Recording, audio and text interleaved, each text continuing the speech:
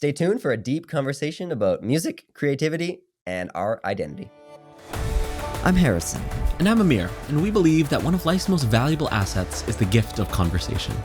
In the midst of life, sometimes we forget the true power of a deep, meaningful conversation. So take a breath, come join us, and let's talk about life.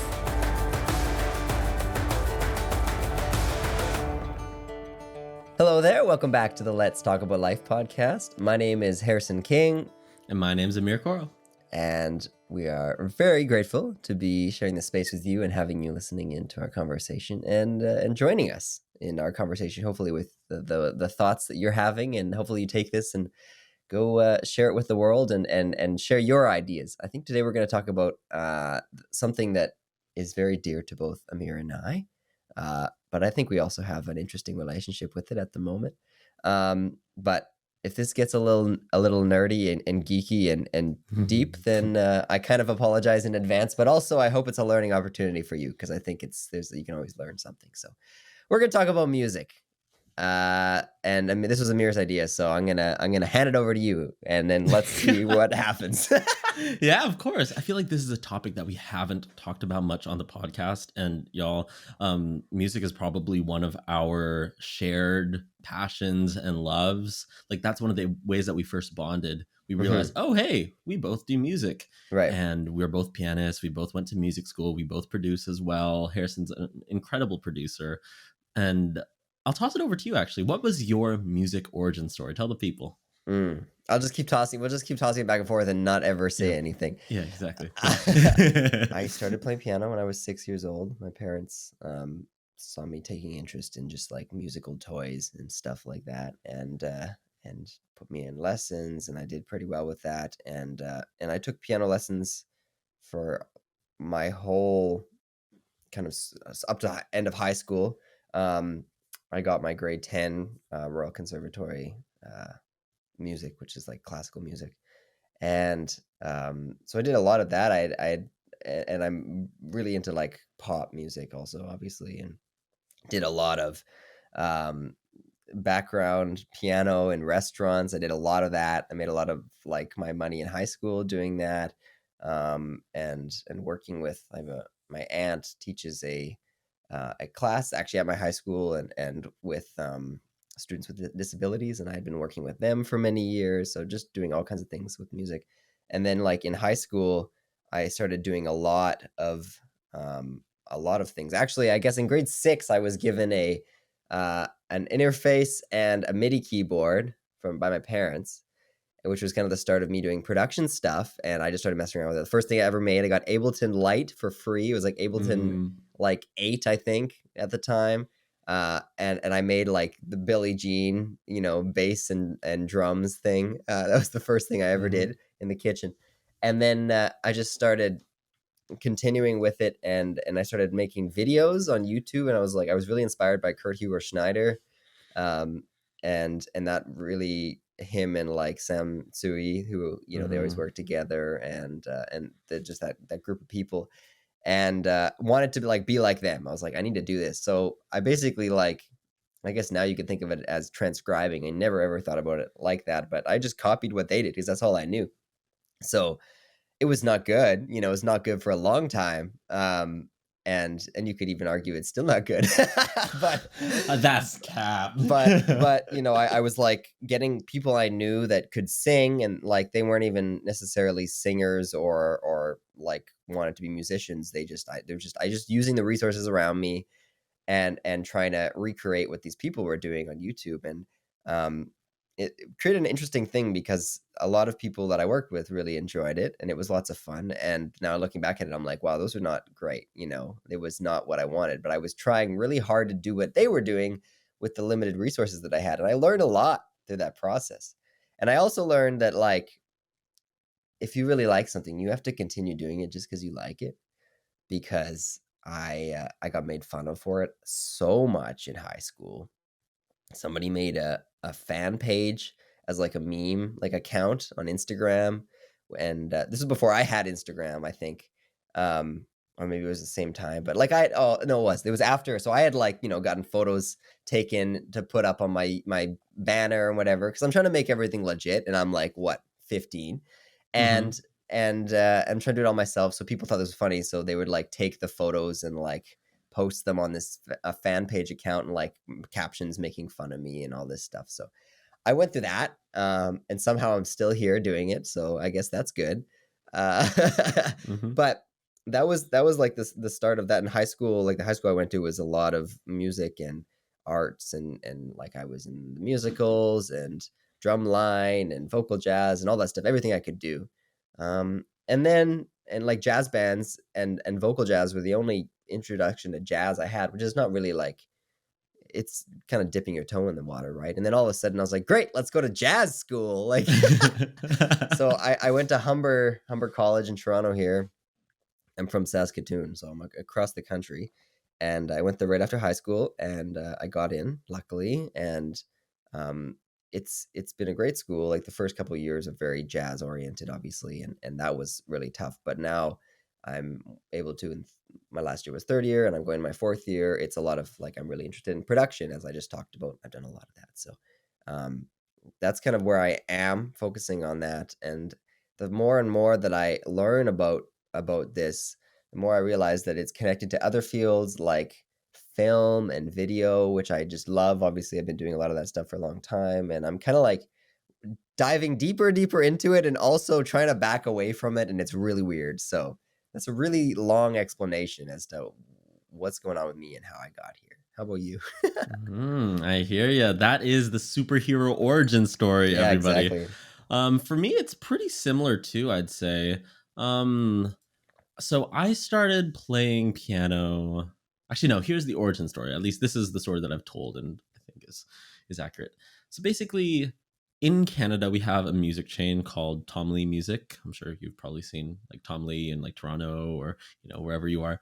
And when I was 4 years old, my mom was there and I was accompanying her, and she was looking for some scores for a friend. So she she was trying to buy something for a friend. Keep in mind, no one in my family really is that musical, so she was just there doing a favor for a friend. And as she's going through, then she looks to her side, and then she sees that I've disappeared. I'm gone. Okay, where's my kid? 4-year-old kid missing. She's walking around the store. She's a little nervous. She's like, okay, where is he? Where is he? Oh my gosh, where's my son?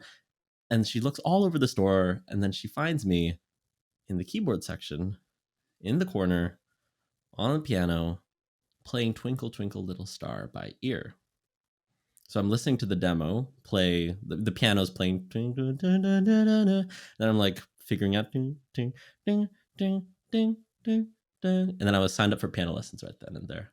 Cool. And from the ages of 4 to 12, I was doing classical. Every Asian kid growing up had to do their fair share of Bach, Chopin, Rachmaninoff. Literally, like, why were they giving me Rachmaninoff? I was a 7-year-old. My hands aren't that big. But I persisted and persevered. All the while I was playing piano, like classically, I was also listening to the radio a lot. And what would happen in our house, we'd have the radio playing and it'd be Michael Bublé, and I would just be playing along by ear, figuring out the chords. Like, this is like, when I was 7 or 8, just playing along with the radio. And I basically did that for all of the songs that I heard at the time, all the Christian songs especially. And then when I was 12, I got really bored of classical, and my piano teacher suggested, hey, why don't you try jazz? And that's when everything went downhill.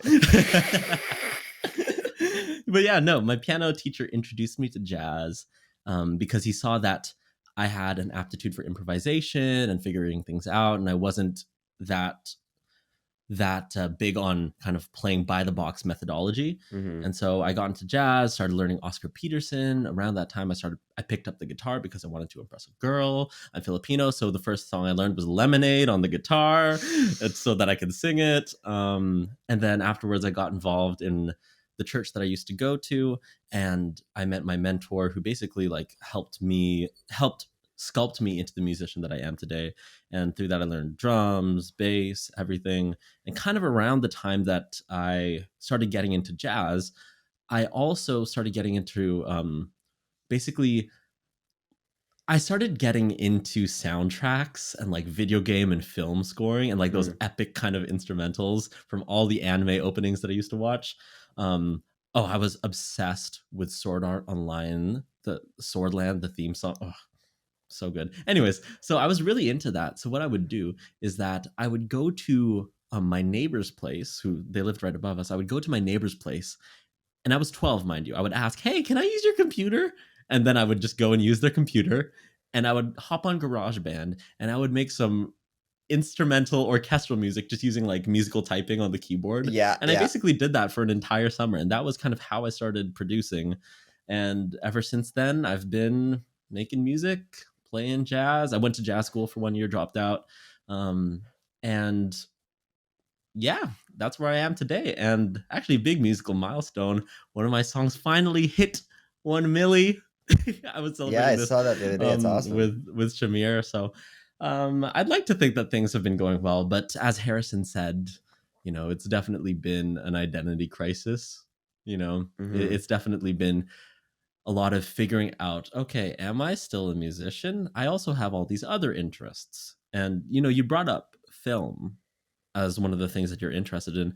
What kind of similarities do you see between music and film that kind of make you yeah, what are the similarities between music and film that draw you towards film, and kind of where's the point of conflict for you?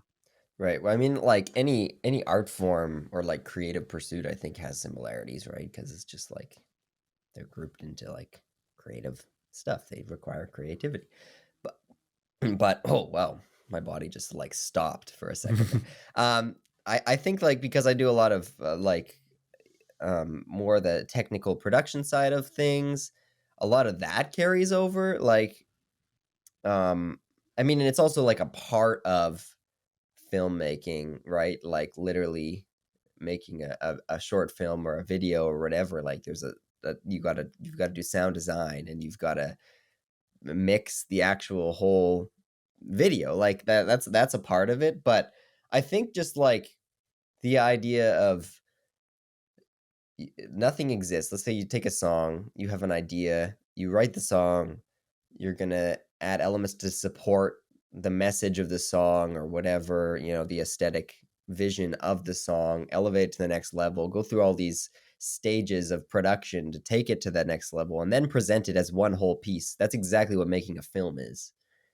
But it's just not a song, it's a story, which I mean, I guess a song is, but it's like a visual story as opposed to an auditory story, I guess. But that's like the connection to me. They're very similar in that way.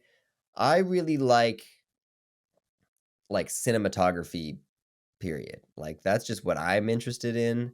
Um, and which is funny because I just got a camera. I haven't had a camera for a long time, but like everything that goes into that, like lighting and set design and all that kind of stuff, I really enjoy that.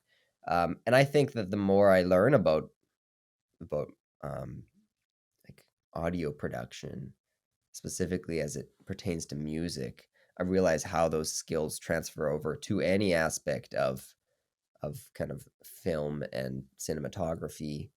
Um, just like the skills, the tools that you have to use to be like like like critical listening and being attentive to little details and things like that, like all of that kind of stuff, and planning and kind of zooming out, zooming in, and like all those kinds of things are very translatable, yeah. Yeah, totally here. Like putting all the pieces together, right? That's essentially any creative work. And I think also the fact that um, music is such an integral part of film. I think that's also, Yeah, yeah. one thing that's a parallel that I can see you thriving in as well. I'm also curious, who are some of your musical influences? I think that'd be nice for the people to know. Who are some of your Mm, favorite artists, musical influences? Who do you look up to, yeah. and why? I mean, Michael Jackson is the biggest one. Hmm. um which is always like a weird thing to talk about now, because it's like if I said like R. Kelly was my favorite influence, people would be like, whoa. And this is an interesting topic while we're on it. Like, separating a person from their art is a weird thing, because I'm still influenced by Michael Jackson.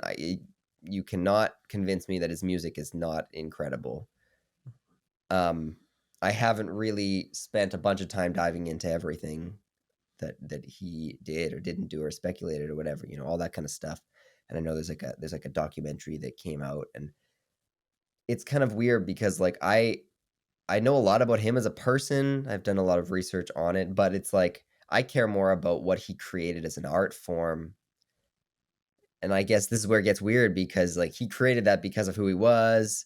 So like you should learn about him, but I kind of try to separate it. So I'm still fine saying that personally. And that's why, anyway, just it's an interesting thing to touch on. Totally agree. I'm Totally not, agree. I yeah, feel I'm the not. same way. Mm-hmm. So Michael Jackson, because like pop music is my thing. It's my jam. And he's obviously like was credited as being the king of pop. But aside from that, just everything, like I said, start to finish, he was good at, including performing. And that's just a huge inspiration of mine. And I just listened to a lot of his music. I didn't get into his stuff until I didn't know who he was until he died.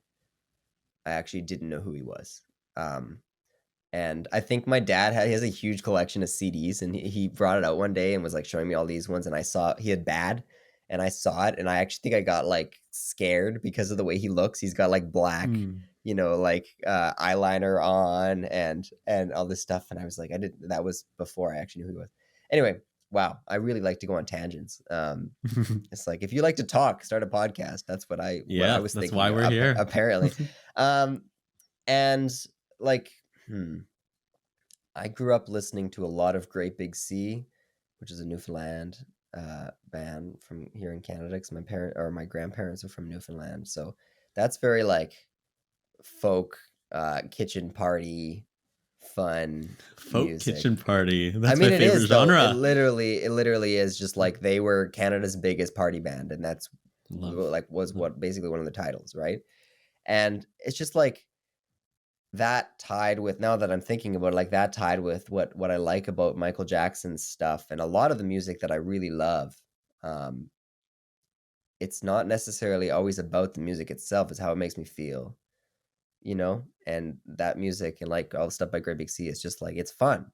It makes me happy. It makes me feel good. So that's it. That and like anything from the 80s. 80s is like, if you give me like a genre, it's like 80s pop is like, that's it. Yeah. Mm-hmm. How about you? Oh yeah. I totally agree. Also separating the person from their art. And that's the exact example that I use with Michael Jackson as well. I feel the exact same way and I word it the same way. Y'all listening, Harrison is my twin from Saskatoon. He's my brother from another mother. Yeah, I'd say my biggest musical influences, one would be Bruno Mars. Oh yeah. Bruno Mars is one of my biggest musical influences. Not only the fact that he makes incredibly groovy, well-arranged music and he like produces, arranges, and like writes stuff himself. And he was doing that, like not to mention his work ethic, but also just the fact that, there's someone who looks like me, or I mean, I'm not as good looking as him yet, but like someone I like how you said, who is like as you said yet, as though you're gonna like money does a lot. Money does a lot. I'll just say that. Okay. So yeah, that's awesome. To see someone who also has some Filipino heritage, thriving and creating such amazing work at that high of a caliber, it's so inspiring to me. I think representation is just so important. And so yeah, throughout my entire life, I remember it started with Just the Way You Are. I forget when that song came out, but I remember when I heard it, I listened to it on my iPod Nano over and over again, and the entire Doo-Wops and Hooligans, and then Unorthodox Jukebox, all of the albums. And I think one thing that really inspires me is his work ethic. I think lots of people don't know that he was in the industry and he was writing hit songs for 8 or 9 years before he even got famous. He was in the industry just writing songs for 8 or 9 years. People don't know, actually, listeners, I'm about to blow your mind. There's actually one really popular song that he wrote that no one knows that he wrote. And it goes like this. I see you driving around town with a girl I love. That was him? And I'm like, forget you. He wrote that. Really? Yeah, Bruno Mars wrote that. If you think about it, like listen to the arrangement in your head, it sounds like such a It does Bruno Mars song, actually. Yeah, that's interesting. right? Right. So he wrote the song with his writing. I forget what their name was, but they wrote the song. Him and his writing and production team, and then they sold it to CeeLo Green, and it became a hit. And then eventually he started getting his breaks by being on Billionaire, and there's a whole bunch of other songs that people don't know that he wrote. Here's another one that he wrote that people don't know. All I ask is if this is my Really? last night with you. Yeah, he wrote All I Ask. Dang. Yeah, so if you think about it, He's done it like all. listen to the song. I will leave my heart at the door. It's such a Bruno. There's something about it that's very Bruno, and he made a cover of it and was incredible. So yeah, I love the fact that he is there to serve the music, and he has a very, very defined line between his stage persona of Bruno Mars and who he is as a person, his name being Peter Gene Hernandez, right? So him as a person, I didn't Peter know Hernandez. Yeah, right. The differentiation between Peter Hernandez and Bruno Mars. I think I admire him for his work ethic and the way that he separates those two things. Yeah, I could go on and on about Bruno, but he's a huge inspiration to me. I'd say artistically, another inspiration of mine would be Yeba. If y'all don't know who Yeba is, man. If you like really soulful, unique voices and good songwriting, and or just if you have ears, great like harmony. come on. Yeah, if you just have ears. Yeah, true. Yes, if you have ears, then you will love Yeba. She is probably my favorite artist of the last year. She dropped her album Dawn on my birthday, actually. Nice. So it was the best birthday gift I could have ever gotten. And ever since she's dropped it, I have not stopped listening. My joke is that I've memorized every single ad lib and riff and run that has come out of that woman's mouth. She is so incredible. So yeah, I would say those two. Oh yeah, not to mention Mac Ayres as well. Mac Ayres was a big inspiration of mine. And the last inspiration that I would say, this is someone who inspired me not only just musically, but also just as a person. There's this artist named Jeremy Passion, and he's a Filipino-American songwriter. He wrote Lemonade. And just seeing a Filipino artist thriving and making great work and being an artist full-time, a renowned artist as well, just seeing them do what they do and like seeing someone who looks like me, I think that was profoundly inspiring for me. So yeah, those are my inspirations, I would say. Yeah, you mentioned now twice with Bruno, and because he's also Hawaiian, isn't he? Am I wrong there? Yeah, Puerto Rican. So Puerto Rican, he's a lot of things. So I believe he has Puerto Rican ancestry, Samoan ancestry, Filipino, and also Jewish American. He's everything. Yeah, but yeah, exactly. all these mixed people are so good looking, like Janae Aiko too. Is that or the money, Ameer? Come on. Yes, right. Sorry, right. Yeah, it has a lot to do with it. You mentioned twice, yes, about him and Jeremy Passion, about the representation and how that impacted you, and I'd like you to talk a little more about how that affects you creatively and just also like as an inspiration, but also as just like in any everyday life. Yeah. Why is that? I know it's important to a lot of people, obviously, but for you personally, I think representation is important because it shows you possibility. To see someone who looks like you doing what you aspire to do is probably the most inspirational, affirming reference that you can find. Because oftentimes when you want to go out and do something, let's say, okay, in my own experience, as an Asian guy living in Canada, as a Filipino Canadian, when I want to go out and do something unconventional or creative, there's not many references that I can look towards. Whereas in contrast, you take a Caucasian person in Canada or America, they want to go out and do something creative. There are so many references available to them. But, as an Asian Canadian, there aren't that many yet. And so to see people starting to do it, it's just an affirmation of possibility, an affirmation of our potential as artists. And I think that inspires me not only as a creator, but also in the way that I live life. And, it's incredibly important to me when I think about my future and what I want to do and how I want to serve through my artwork and through my own music.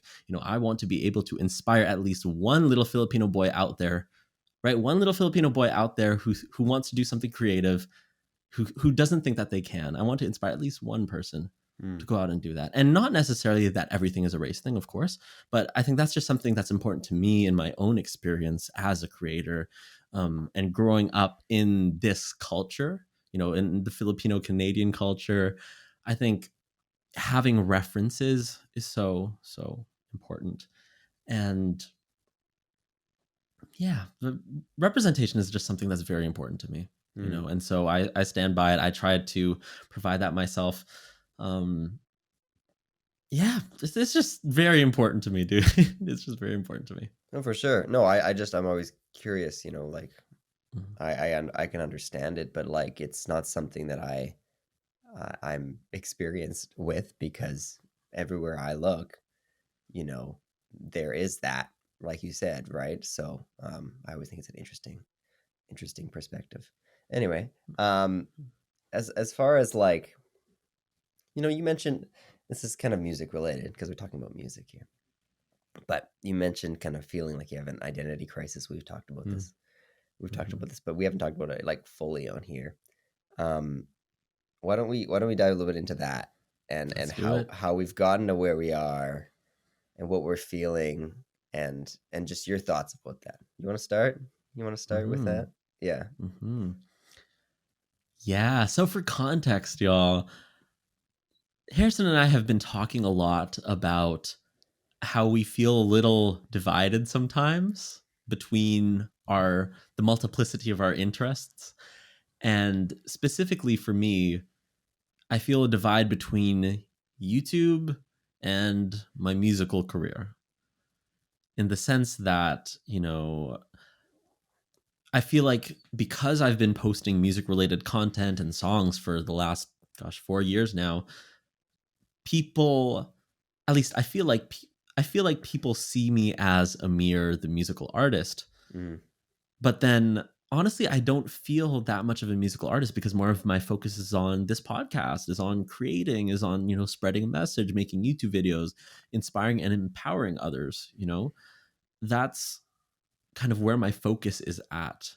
And so to be working on that and to have all my interests there in this space of creating YouTube videos and podcasts, I feel in a way that I am not myself.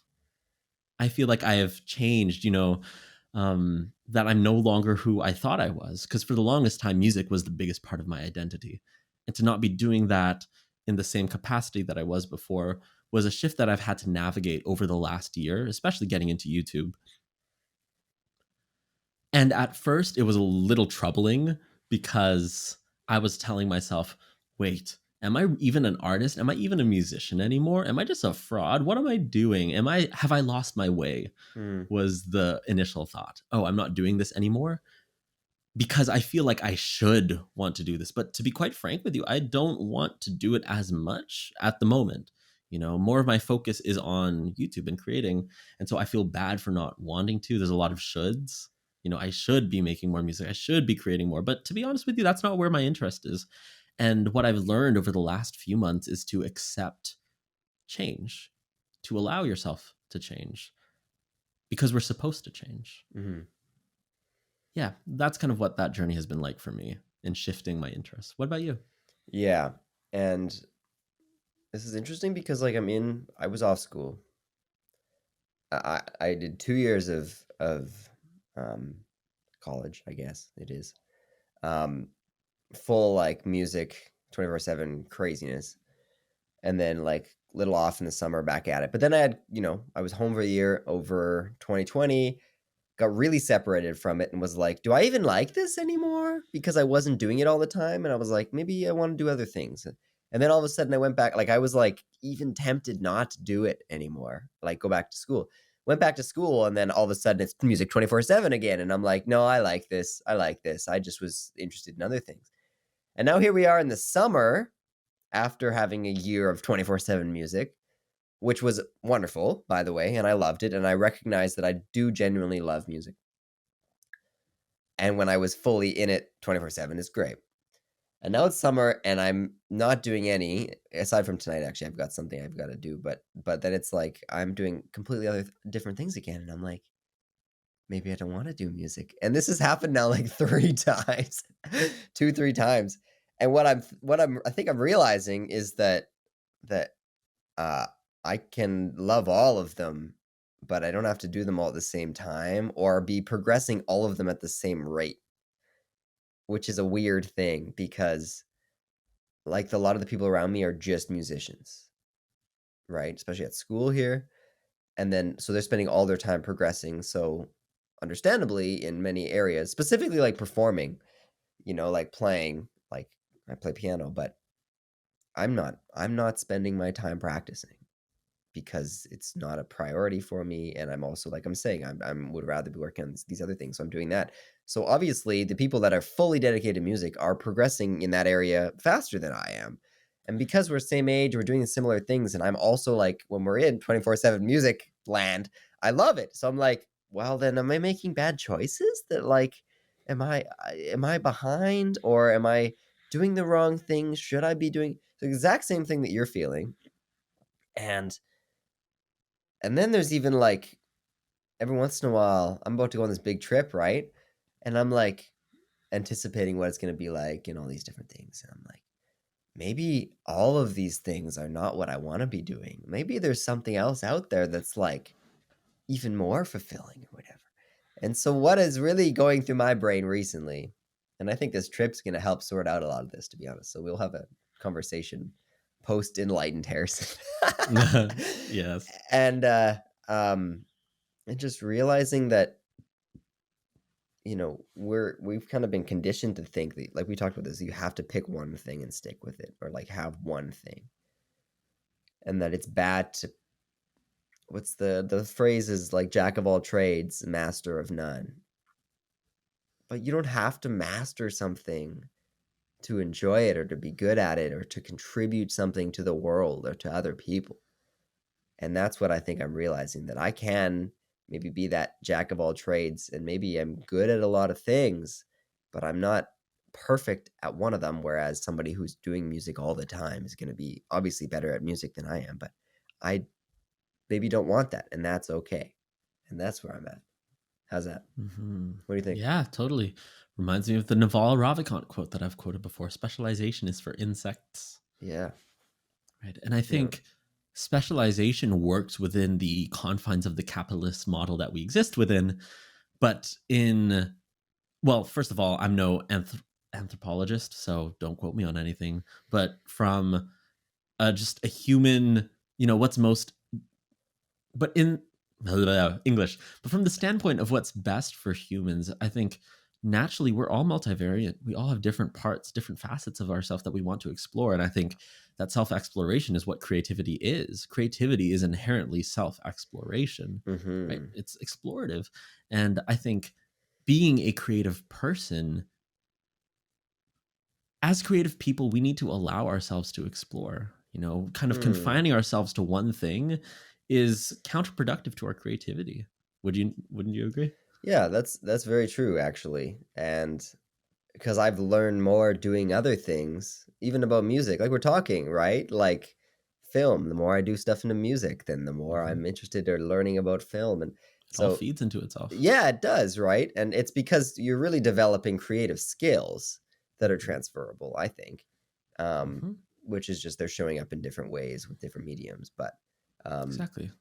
Yeah, it's really quite an interesting thing, though, this, like when you call yourself one thing or think of yourself as one thing for so long and then start to be interested in other things, you're like, was the rest of it a waste?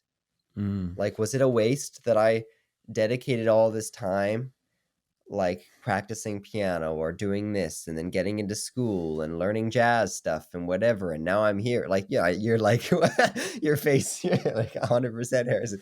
You're gonna make me cry. No, but it's not a waste, right? But it's Yeah, of something that course. it makes you think about it. It You makes know, you, like thinking about it, yeah. Yeah. Why does it make you Oh my sad? gosh, I feel yeah, I mean, like, intellectually I know that it wasn't a waste, Yes. and I think, it wasn't a waste, but if I really allow myself to, there's a lot of I should want to do this, in the Yeah. sense that a lot of people say, wow, you're so gifted. I'm sure you've probably gotten that. Wow, you're so musically Oh, this is a gifted. good Wow, topic. you're so musically gifted. Or, if you're a smart academic, wow, you're so smart. It's a shame that you don't go into medicine.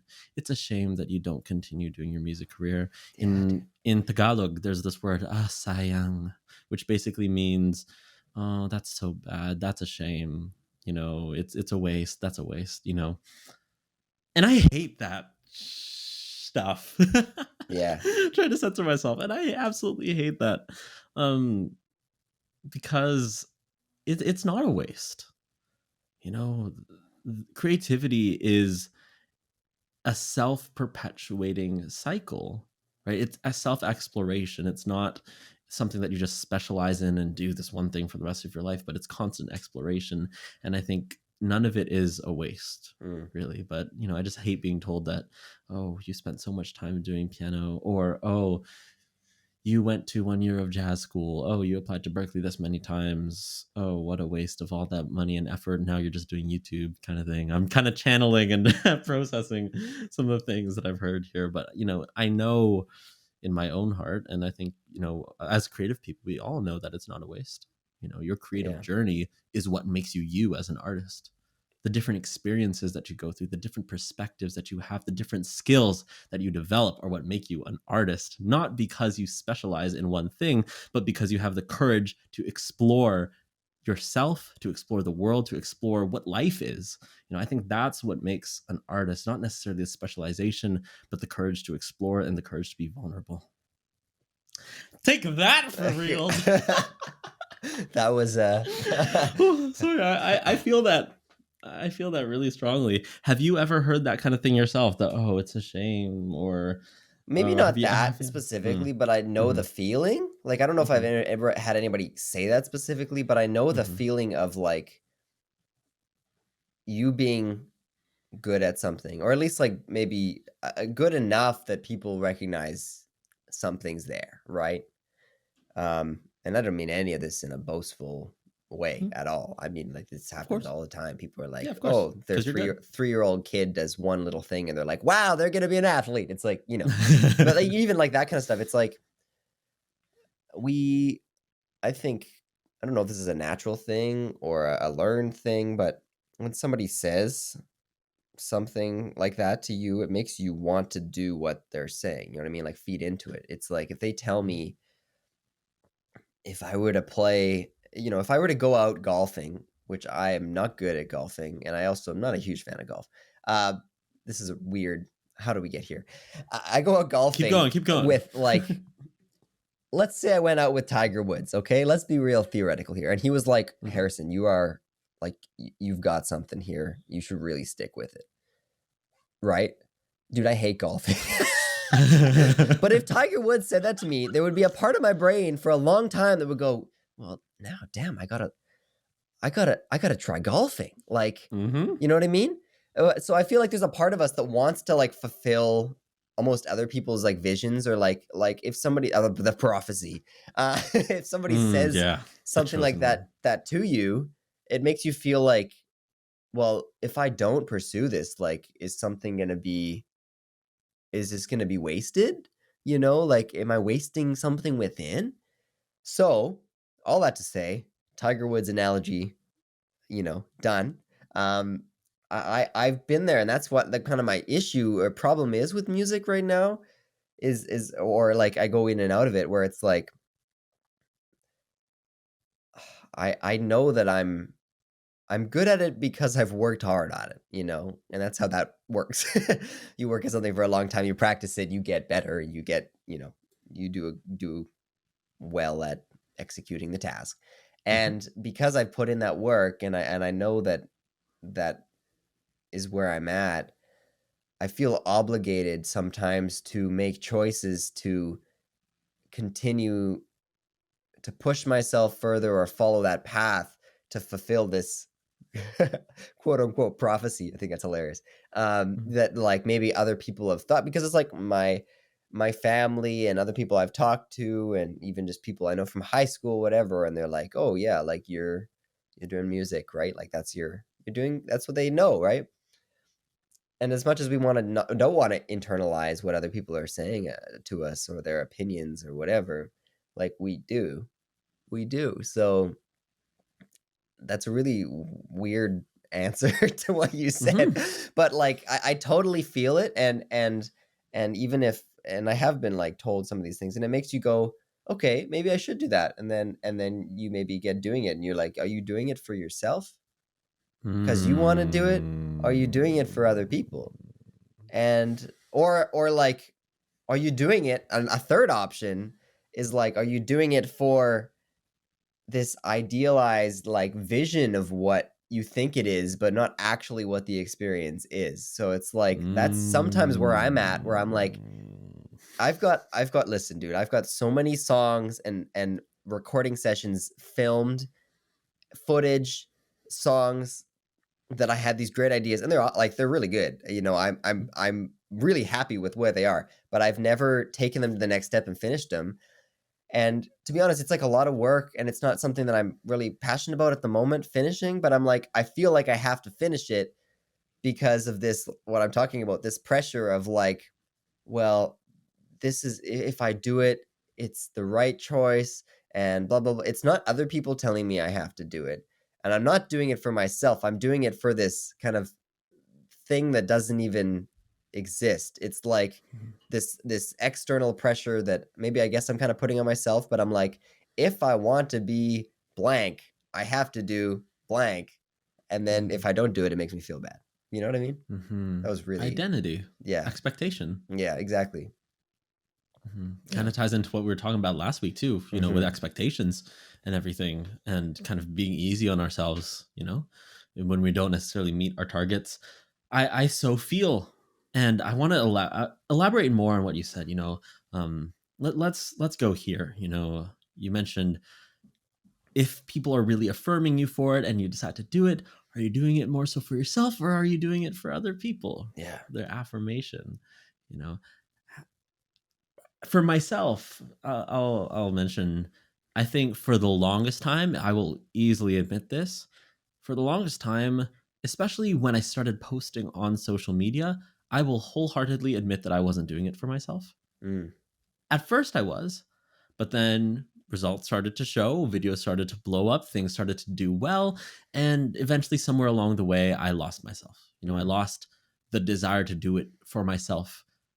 And oh, I've been waiting to use this word. I I lost that kind of, okay. I've been waiting to use this word. My student told me this the other day. Music for me used to be autotelic. Autotelic meaning you do it for itself. In and of itself, it is gratifying. But I think somewhere along the way in posting on social media, I forgot that. I forgot that, oh, hey, I actually enjoy doing this because all the affirmation, the dopamine of seeing likes and comments and people being like, oh my gosh, the goat or whatever, all that BS, you know, it hijacks kind of your enjoyment of it. And for lots of the time, for probably a solid year and a half or two, I wasn't doing it for myself. I was doing it because it worked, because I liked the validation that I was getting, and it was beneficial to my career. It was giving me money, and it was giving me new friends, and it was giving me all this kind of stuff. Um, and this last year has kind of been the reversal of that, learning how Mm. to do things for me again, finding that enjoyment of an autotelic process. And that is what YouTube helped me find. This podcast even helped me find. We're doing this simply because we enjoy it, Mhm. and we also want to share this message with y'all listening, but we're doing this because we enjoy it. We enjoy talking to one another. Like, Harrison's like my best friend, dude. Of Mhm. course I would enjoy talking to him. And kind of doing this kind of work has helped me find that enjoyment for music again. And it's an interesting thing because you brought up the entire thing of, oh, when I'm outside of music school, Do I really like it anymore? But then when you're inside of it, you're like, okay, I like it. And then it's hard for me to wrap my head around because I feel the same thing. But then when I'm in it, I also think, am I getting fishbowled? Oh Right? The yeah. fishbowl effect, right? We only think a certain thing because we're kind of in it, right? But when I'm outside of it, is it any less valid?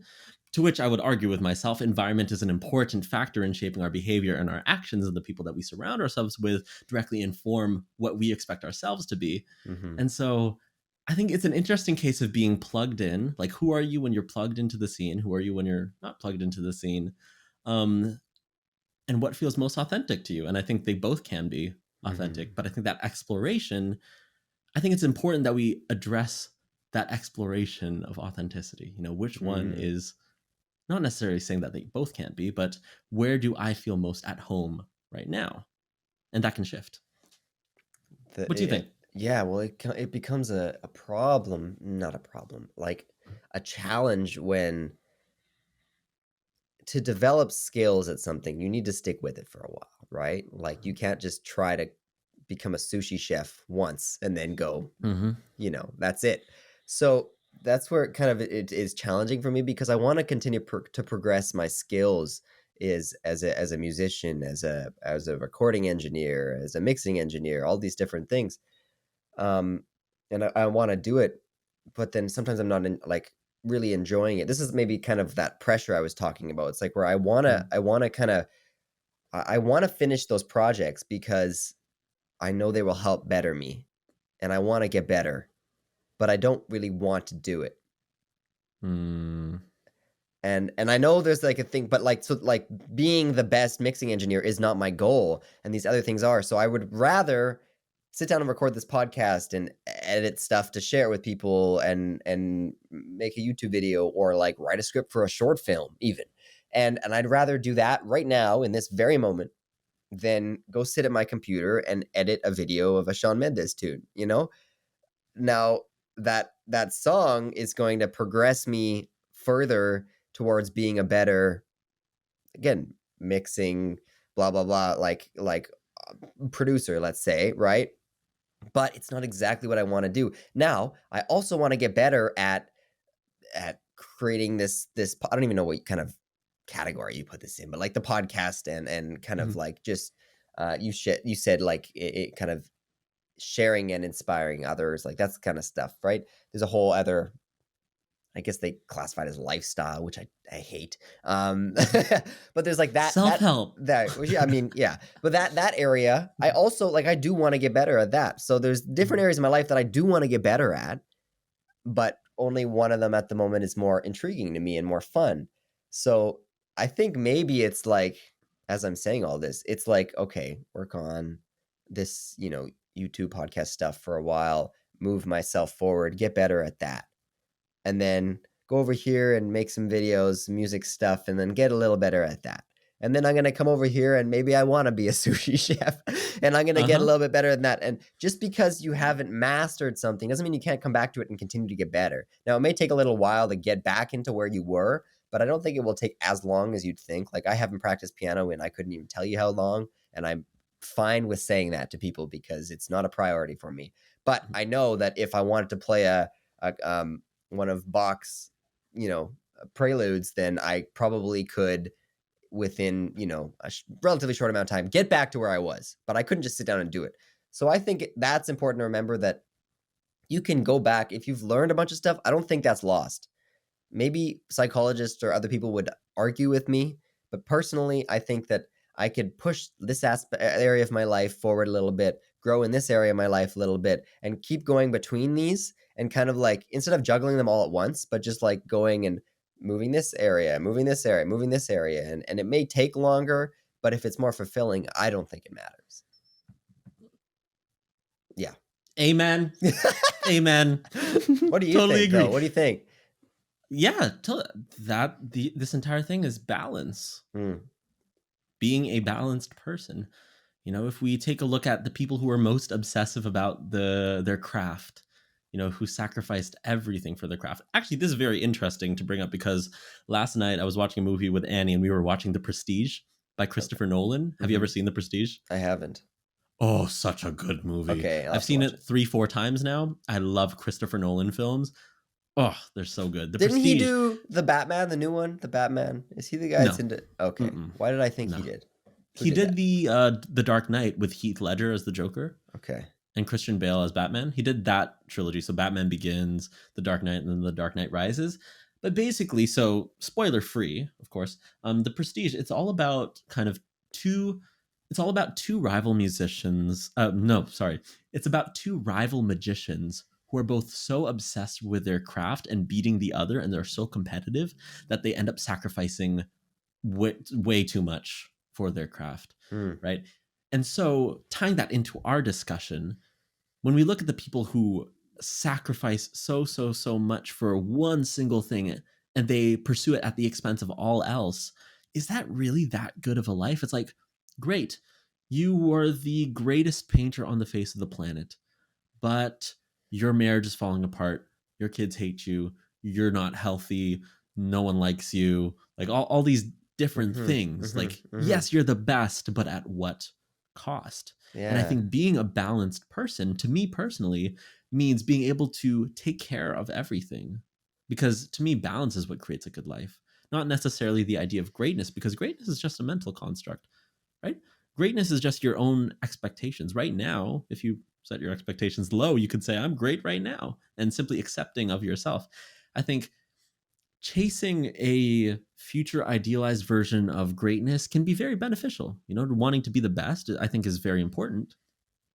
But I think it's about the process that brings, not necessarily shooting at the goal, but more so the process of trying to become better, of trying to be the best that you possibly can be. What was I saying? How did we get here? Balance. Balance. Sorry, this is what happens during Harrison and I's conversation. So It's if you good like though. long meandering conversations, make sure that you subscribe to Harrison King Official on YouTube and the Let's Talk About Life podcast on YouTube. I find that I do actually, that happens sometimes when like I'm just talking and then I don't even know.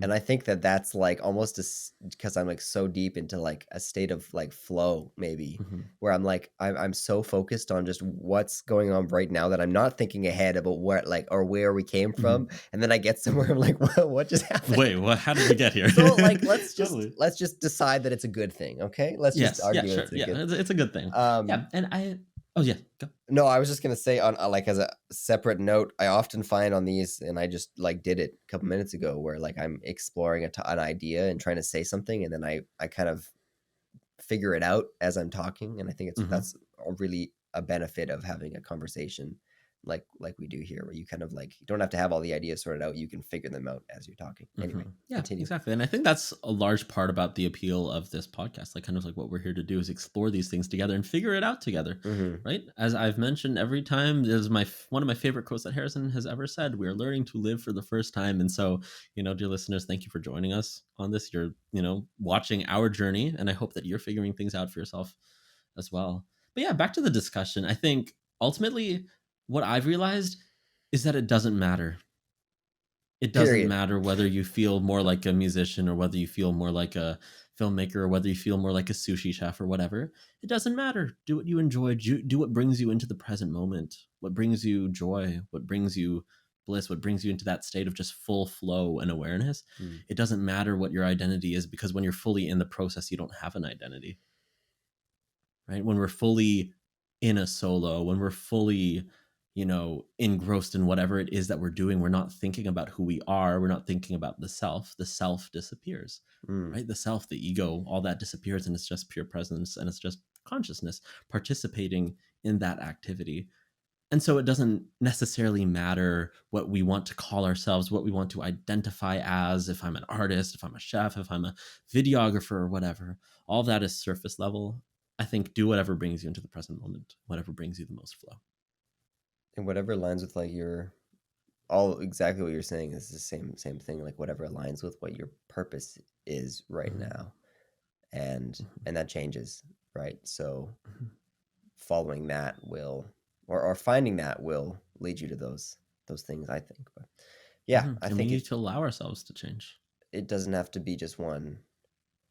Like you don't have to just follow one thing. You don't have to master something for it to be significant or impactful to other people's lives even. Like, you don't have to be the best speaker in the world to impact others' lives or be the best. My stomach's rumbling. Can you hear that? I don't know if you can No, hear I that. can't.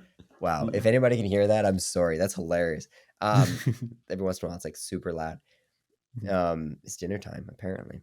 But I just don't think, you don't have to be the best whatever for something to have meaning or to be just to have any significance. You don't have to be a master of it. And I think that's what I've realized over the course of this conversation, even like that the things that I'm feeling like, oh, am I this? Am I that? Am I whatever? It doesn't, you don't have to be, when I think of like, oh, am I a musician? It's like, well, I'm working towards mastering something in music. That's like, I'm on that path, therefore I'm a musician. And if I'm off that path, I'm not a musician. In my brain, that's how it works. So I think that removing that whole thing of like following mastery, and I say mastery as though like there's an end, like you reach the finish line, which obviously isn't the case with like anything, but just like enjoying the process of each thing. And if you're moving forward and you feel like you're moving forward and it's in a bunch of different aspects of your life, then I think it's still great. Yeah. Absolutely. Well, anyways, dear listeners, thank you for joining us on this conversation about music and creativity. If you enjoyed this, we would really appreciate if you're listening on Spotify, if you could drop us a rating. Really, really helps out the podcast. Really helps us reach more people and have better conversations too. Yeah, thank you. A little review on Apple Podcasts. Say, hey, what's up, hello, in the wise words of Fetty Wap, however you say his name. You like that? Thank you. And Ameer, where can the people find you on the internet? Oh my god! Wow, that. Have you never heard? I've said that many times before. Are you laughing at my pronunciation or the quote? Because both are. I'm just laughing at the quote. I've never heard someone quote a Fetty Wap. Yeah, I've said that, but I don't know where else I've said that. But I said, in the wise words of Fetty Wap, hey, what's up, hello. Well, y'all can say, hey, what's up, hello, at Ameer Corro, AmeerCorro, anywhere you get the internet. What about you, Harrison? I'm at Harrison King Official on Instagram and YouTube and TikTok. And if you want to see more from the podcast and you don't want to always just watch the full episode of the podcast, you can check us out at Let's Talk About Life Pod. Thank you, everybody. And bye. See you later.